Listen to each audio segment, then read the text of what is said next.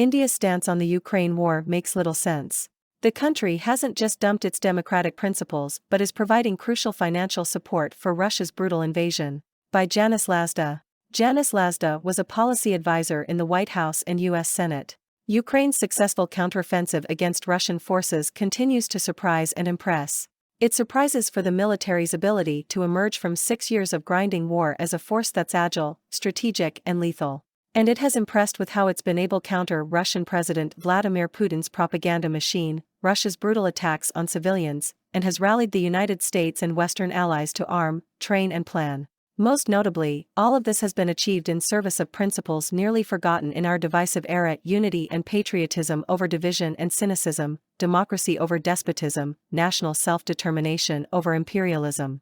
But while we cautiously applaud Ukraine's success and resistance, we can easily forget Russia's steadfast allies who stand with Moscow's objectives and, therefore, against the principles for which Ukraine and its partners are fighting. Who are they? The usual suspects, of course: Belarus, China, Iran, and North Korea. But oddly, also India. And looking at the principles at stake in this war, this pairing makes little sense. India itself was a colony just 75 years ago, yet it's now standing on the side of Putin's pan-Slavic, neo-imperialist ambitions to swallow an independent nation-state. Similarly, post-colonial India chose not to join the United Kingdom and its allies following World War II, instead setting its own non-aligned course, beholden to no superpower.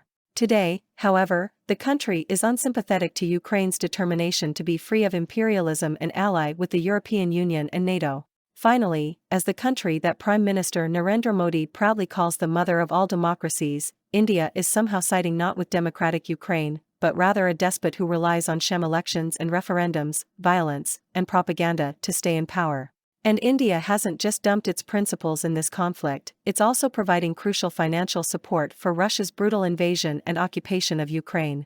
Despite U.S.-led efforts to isolate Russia's economy and hasten the war's end, India has chosen to increase imports of Russian oil 10-fold, while increasing that of fertilizer 8-fold. Together with China, Indian purchases of Russian goods have largely negated the effect of transatlantic energy sanctions, and India further funds Russia's war machine by purchasing big-ticket items, such as submarines, tanks, fighter aircraft, and surface-to-air missile systems. A full half of the country's arms imports come from Russia. So, is this still the country of Gandhi? Supporters who point to Modi's statement that today's era is not an era of war might say yes. But what that means in reality is wholly unclear to the residents of Bucha and Irpin. Meanwhile, Modi's promise that India is on the side of peace and will remain firmly there is just as empty. How can one prop up this war's undisputed aggressor, while claiming to be on the side of peace? And more importantly, desirable as it may sound, in this conflict, peace is cheap and could be easily achieved. Ukraine must only concede defeat for peace.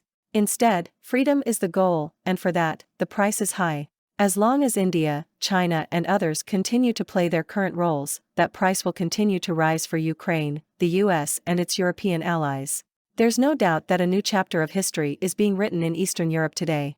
The Ukrainian nation, its leaders, and its allies will likely be cast as valiant, maybe even victorious. But whether India can recast itself as something other than Putin's enabler remains an open question.